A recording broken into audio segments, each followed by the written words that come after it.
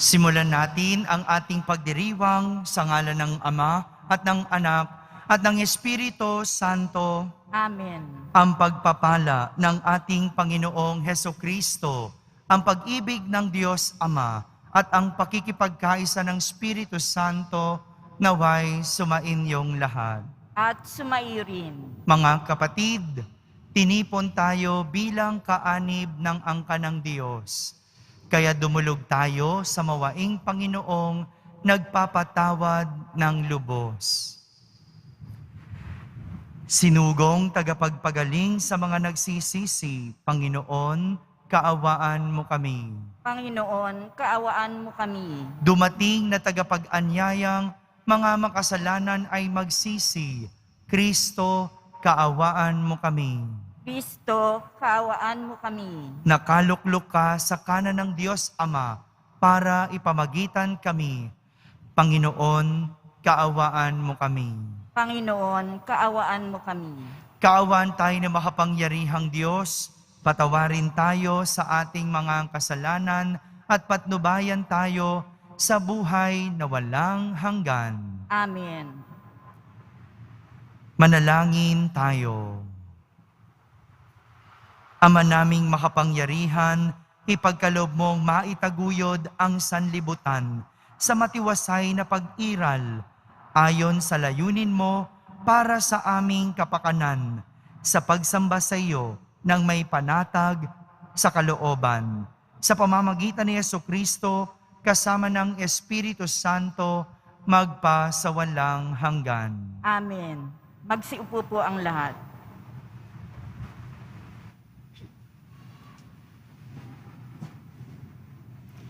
Pagbasa mula sa unang sulat ni Apostol San Pedro.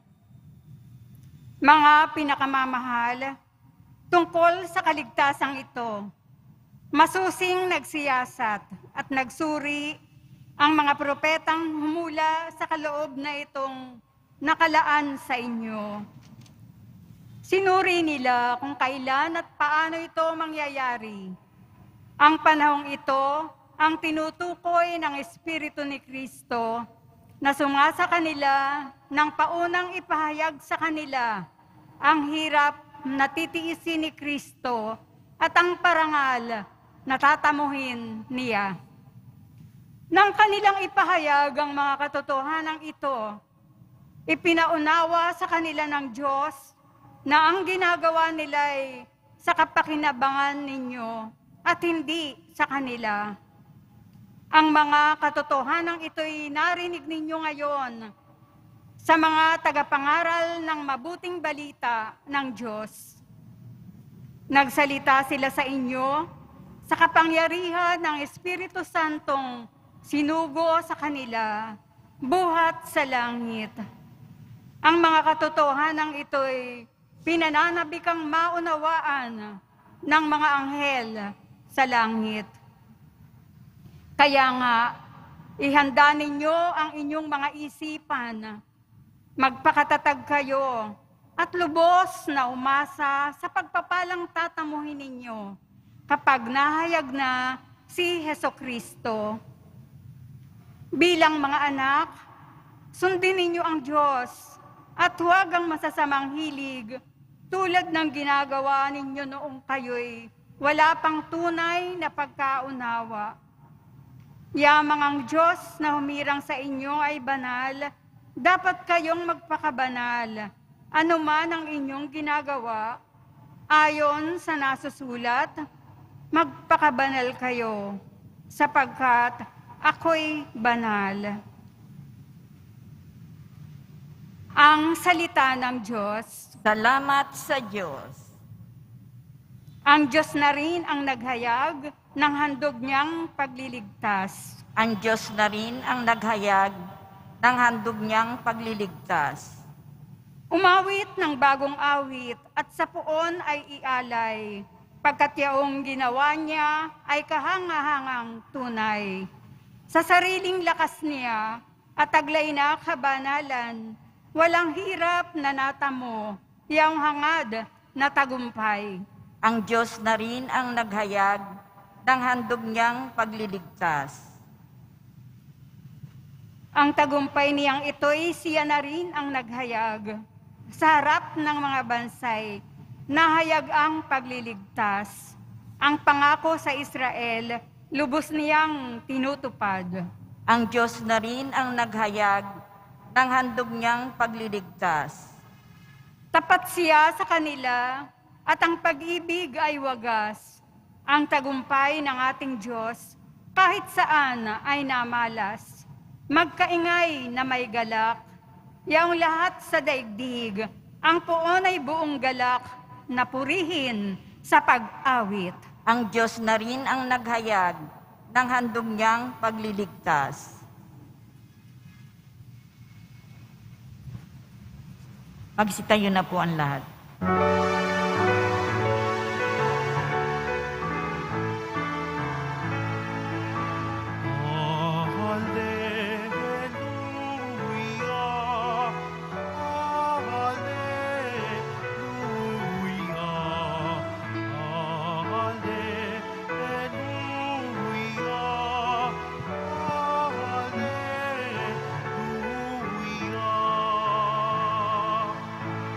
Papuri sa Diyos Ama, pagkat ipinahayag niya, hari siya ng mga aba. Hallelujah, hallelujah,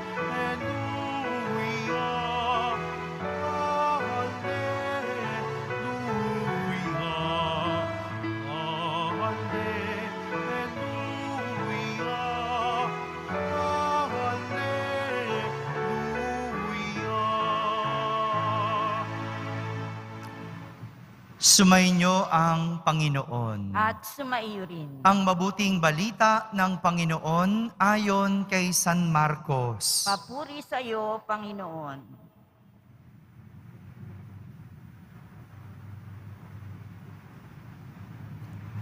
Noong panahong iyon, nagsalita si Pedro kay Jesus. Tingnan po ninyo, iniwan namin ang lahat at kami sumunod sa inyo. Sinabi ni Jesus, tandaan ninyo ito, ang sinumang mag-iwan ng bahay o mga kapatid, ina, ama, mga anak, mga lupa, dahil sa akin at sa mabuting balita, ay tatanggap ng makasandaang ibayo sa buhay na ito. Mga bahay, mga kapatid, mga ina, mga anak, at mga lupa. Ngunit may kalakip na pag-uusig. At sa kabilang buhay ay magkakaroon ng buhay na walang hanggan. Ngunit maraming nauuna na magiging huli at maraming nahuhuli na magiging una. Mga kapatid, ang mabuting balita ng Panginoon. Pinupuri ka namin, Panginoong Hesukristo. Magsiupo ang lahat. Magandang araw po sa inyong lahat. Isang pagpapatuloy ng kwento kahapon ang ating ebanghelyo sa araw na ito. Kung kahapon ang ating bida sa ating kwento at ebanghelyo ay isang mayamang lalaki na hindi makabitaw at hindi maiwan ang kanyang kayamanan kapalit ng buhay na walang hanggan. Ngayon naman, iba ang bida natin. Balikan muna natin yung kahapon. Tingnan mo nga naman mayamang lalaki na hindi maiwan ang kanyang kayamanan kapalit ng buhay na walang hanggan. Hindi maiwan ang salapi kapalit ng langit.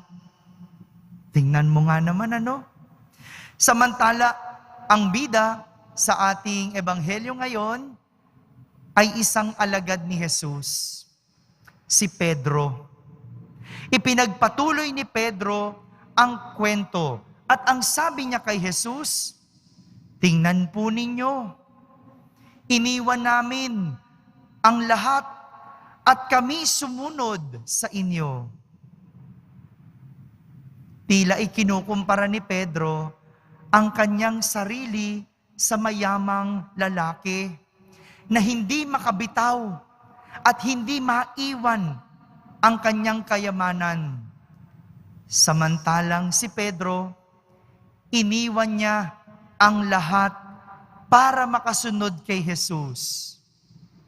Kung tutuusin, ito yung kulang. Ito yung hindi magawa ng mayamang lalaki. Ang iwan at bitawan ang kanyang kayamanan para magtamo ng buhay na walang hanggan. Totoo naman na iniwan ni Pedro ang kanyang kabuhayan bilang mangingisda. Naalala niyo yung kwento ni Pedro nung siya'y tinawag ni Jesus? Siya'y nasa pampang. Iniwan niya ang kanyang lambat at sumunod kay Jesus. Iniwan ni Pedro ang kanyang pamilya, maging ang kanyang sariling buhay, kinalimutan niya. Lahat ito, ginawa ni Pedro para makasunod at maging alagad ni Jesus. Tinatanggap naman ito ni Jesus, pero hindi dito natatapos ang lahat dahil may pahabol na paalala si Jesus. Ang paalala ni Jesus, may kalakip itong pag-uusig. Ang pagsunod sa Diyos ay may kalakip na pag-uusig. Hindi lang ito pagbitaw o pagkalimot sa kayamanan, kundi may kalakip na pag-uusig. Kaya nga ang sagot ni Apostol San Pedro sa unang pagbasa, sabi niya, ihanda ang inyong mga isipan, magpakatatag kayo at lubos na umasa sa pagpapalang tatamuhin ninyo kapag nahayag na si Hesukristo. Ito yung gagawin natin kapag sumunod tayo kay Jesus at tayo ay sinubok. Ihanda ang isip, magpakatatag at umasa sa pagpapalang tatamuhin. Hindi po madaling sumunod sa Diyos dahil maraming hirap at pagsubok ang pagdadaanan. Andyang ikaw ay lalaitin at huhusgahan. O di ba ngayon, pag ikaw ay nagpahayag tungkol sa utos ng Diyos na huwag magnanakaw, tignan mo, ang daming aatake sa'yo. Sinasabi mo lang naman, huwag magnanakaw. Tinuturuan mo lang naman kung ano ang mabuti. Pero ang daming sasabihin sa'yo ng tao. Lalaitin ka, sisiraan ka. Para naman sa iba, sakit at kahirapan ang haharaping pagsubok. O kaya naman, pwedeng mabigat na krus ang papasanin. O kaya naman, problemang iindahin. Lahat ng sumusunod sa Diyos, sinusubok at dumadaan sa pagsubok. Ngunit, gaano man kahirap at gaano man kabigat ang pagsubok, sa huli, kapag ito ay napagtagumpayan, tayo ay magbubunga ng isang buhay na walang hanggan. Anumang bigat at hirap ng pagsubok, kapag ito'y napagtagumpayan, ng may katapatan at kabutihan, tayo ay magtatamo ng buhay na walang hanggan. Sa lahat ng ating pagdadaanan, karakter ang titignan. Yung pagsubok nyo mag-asawa, karakter ang titignan. Yung paghihirap, kawalan ng pera, karakter ang titignan. Marami sinubok pero bumagsak sapagkat sa masama na punta. Sinubok ang mag-asawa, pangangaliwa ang sagot. Paghihiwalay ang naging tugon. Naghirap, nagipit, kinapos, pagnanakaw, pandaraya, pangungupit ang nagiging sagot. Mga kapatid, sadyang may pagsubok. Pero kung tutumbasan ito ng kabutihan at gagawa ng kabutihan, sa huli, magtatamo ng buhay na walang hanggan. Kaya hindi sagot ang kasamaan sa anumang pagdadaanan. Tandaan, pagsunod pa din sa Diyos ang susi para marating ang langit. Amen. Magsitayo ang lahat. Minamahal kong mga kapatid, mulat sa panganib ng ating pagtitiwala sa mga layaw ng mundong ito, itinataas natin ang ating mga puso sa maalab na pananalangin sa Ama. Ating sambitin sa bawat panalangin, Ama, Ikaw ang lahat-lahat sa amin. Ama, Ikaw ang lahat-lahat sa amin. Ang simbahan sa buong sandaigdigan naway maging matibay at tunay na tanda ng daan tungo sa walang katapusang kaligayahan at buhay na walang hanggan. Manalangin tayo. Ama, Ikaw ang lahat-lahat sa amin. Tayong lahat naway matutong magtiwala sa mga espiritual na pahahalagahan na siyang nagpapayaman ng buo nating katauhan at hindi sa mga material na kayamanan na nagbibigay ng kawalang kasiyahan sa ating mga kaluluwa. Manalangin tayo. Ama, Ikaw ang lahat-lahat sa amin. Ang ating mga puso naway hindi natin isara sa mga nangangailangan at sa halip maging mulat tayo sa pakikiisa sa mga gawain ni Kristo na nagpapagaling at nakapagbabalik loob. Manalangin tayo. Ama, Ikaw ang lahat-lahat sa amin. Ang mga may sakit at mga kapansanan naway madama nila ang kalinga ng Panginoon sa pamamagitan ng pag-ibig ng kanilang mga kapitbahay at mga kaibigan. Manalangin tayo. Ama, Ikaw ang lahat-lahat sa amin. Ang mga pumanaw nating mga kamag-anak at mga kaibigan naway humimlay sa makalangit na kapayapaan ng Diyos. Manalangin tayo. Ama, Ikaw ang lahat-lahat sa amin. Sa katahimikan, ating ilapit sa Diyos at ihingi ng tulong ang lahat ng ating pinagdadaanan at mga krus na pinapasan.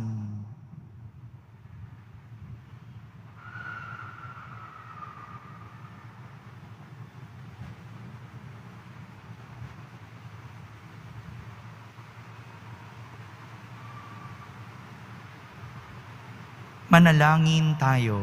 Ama, Ikaw ang lahat-lahat sa amin. Makalangit na Ama, tingnan mo ng may habag ang mga nangangailangan. Liwanagan mo ng iyong katotohanan ang aming buhay at bigyan kami ng biyaya na mamuhay ayon sa mataas na pagpapahalaga sa amin ng iyong anak na si Jesucristo. Siya na nabubuhay at naghahari kasama mo at ng Espiritu Santo magpa sa walang hanggan. Amen. Magsiyo po ang lahat.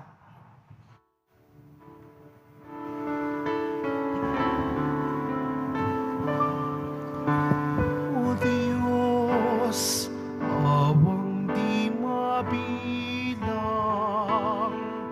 tanggapin mo, yaring aming alay, gawin ito bilang tanda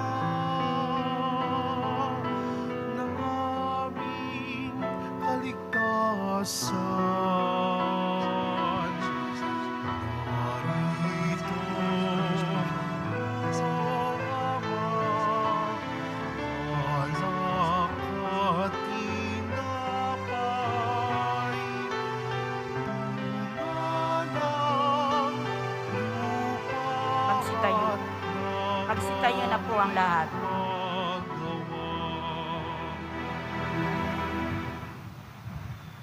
Manalangin kayo mga kapatid upang ang paghahain natin ay kalugdan ng Diyos Amang makapangyarihan.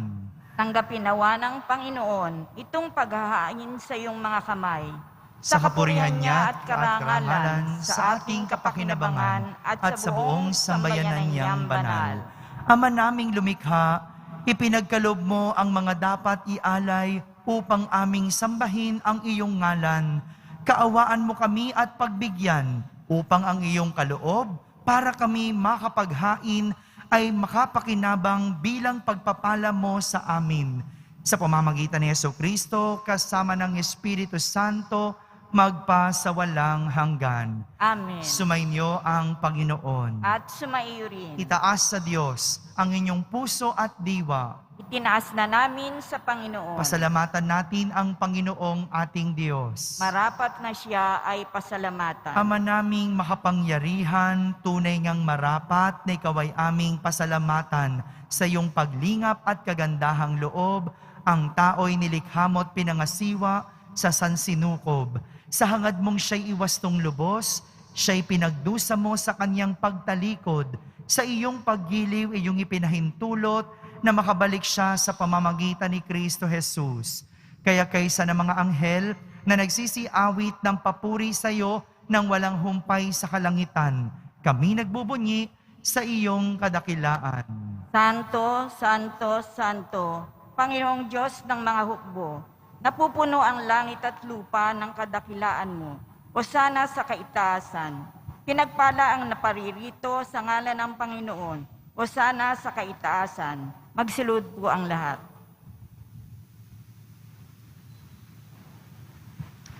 Ama naming banal, ikaw ang bukal ng tanang kabanalan. Kaya't sa pamagitan ng iyong Espiritu ay gawin mong banal ang mga kaloob na ito upang para sa amin ay maging katawan at dugo ng aming Panginoong Hesukristo. Bago niya pinagtiis ang kusang loob na maging handog, hinawakan niyang tinapay, pinasalamatan kanya, pinaghati-hati niya iyon, iniabot sa kanyang mga lagad at sinabi, "Tanggapin ninyong lahat ito at kanin, ito ang aking katawan na inihahandog para sa inyo."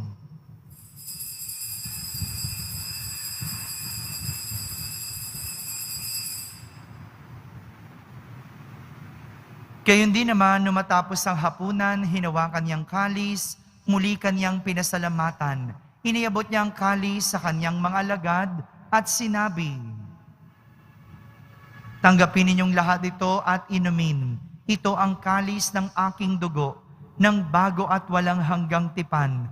Ang aking dugo na ibubuhos para sa inyo at para sa lahat, sa ikapagpapatawad ng mga kasalanan. Gawin ninyo ito sa pag-alaala sa akin."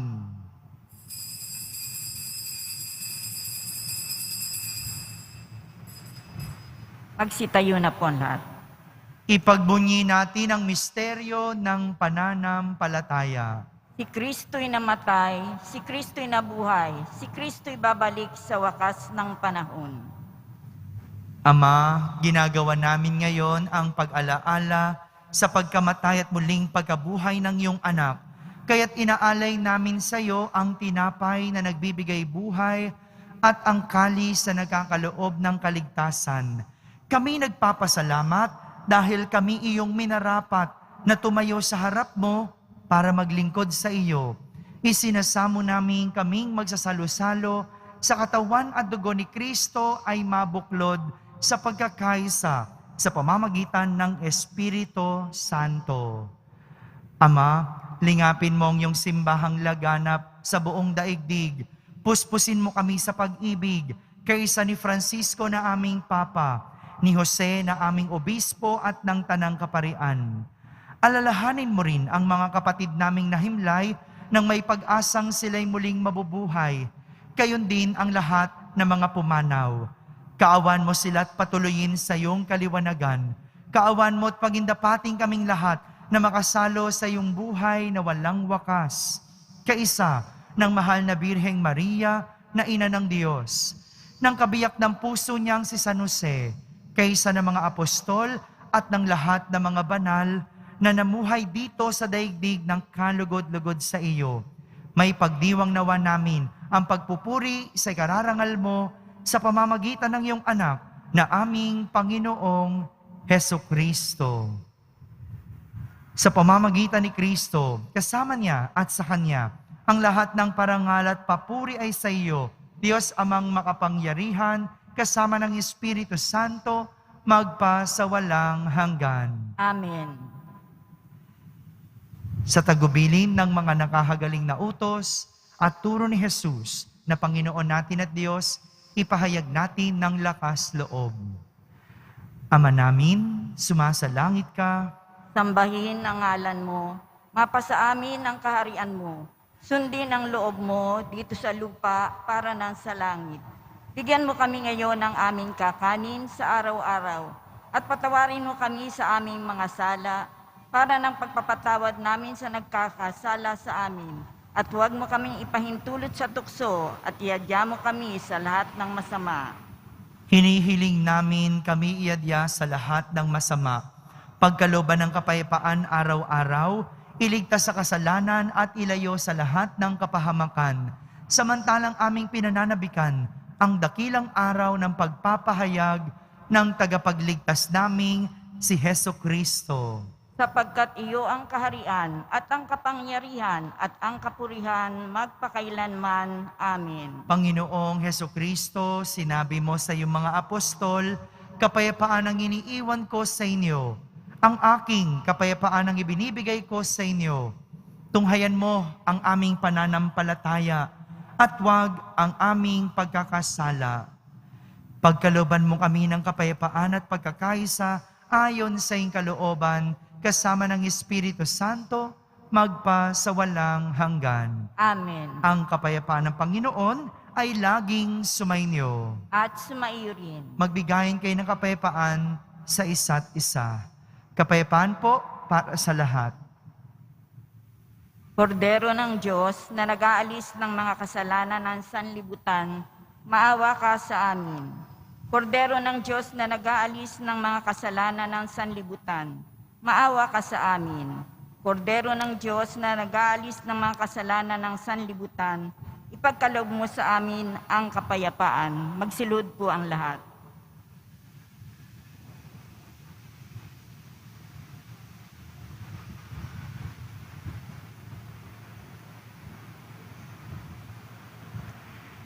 Ito ang kordero ng Diyos. Itong nag-aalis ng mga kasalanan ng sanlibutan. Mapalad ang mga inaaniyahan sa kanyang piging. Panginoon, hindi ako karapat-dapat na magpatuloy sa iyo. Ngunit sa isang salita mo lamang ay gagaling na ako. Ang katawan ni Kristo, Amen. Para sa lahat ng tatanggap ng banal na komunyon, manatili lamang po kayo sa inyong mga pwesto.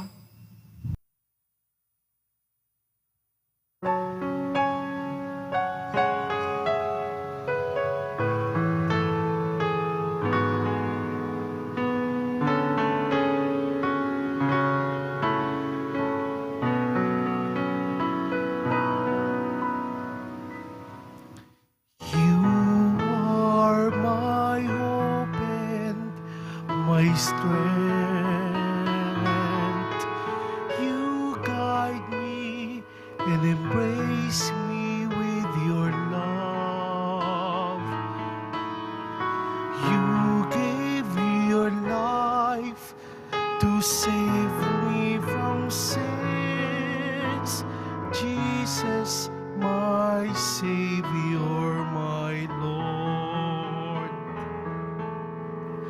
I will proclaim that you are my God, the God of mercy and the giver of life. I will submit my life to you, to serve you with all of my heart. You are my hope and my strength. You guide me and embrace me with your love. You gave your life to save me from sins. Jesus, my Savior, my Lord. Guide me each day to learn how to love. I am your servant and you are my King. I offer to you my heart and my mind. Use me, Lord Jesus, my God. You are my hope and my strength. You guide me and embrace me with your love. You gave your life to save me from sins. Jesus, my Savior, my Lord. Jesus, my Savior, my Lord. Magsitayo na po ang lahat.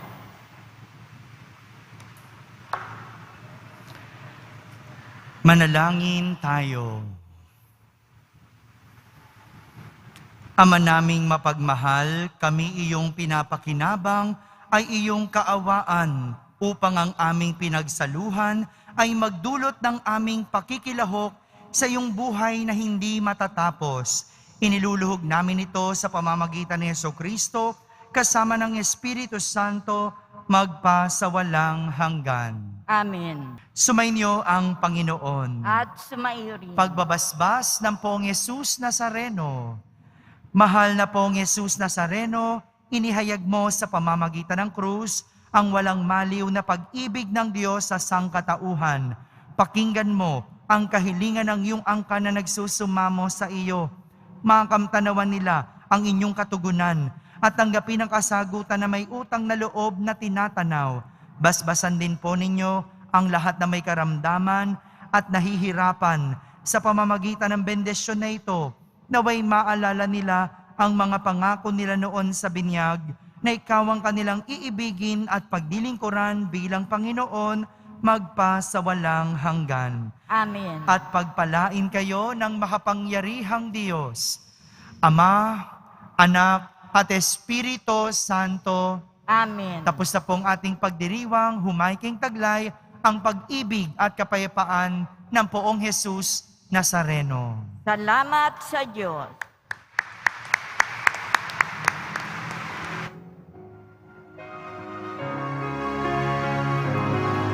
Nuestro Padre Jesus Nazareno, sinasamba ka namin,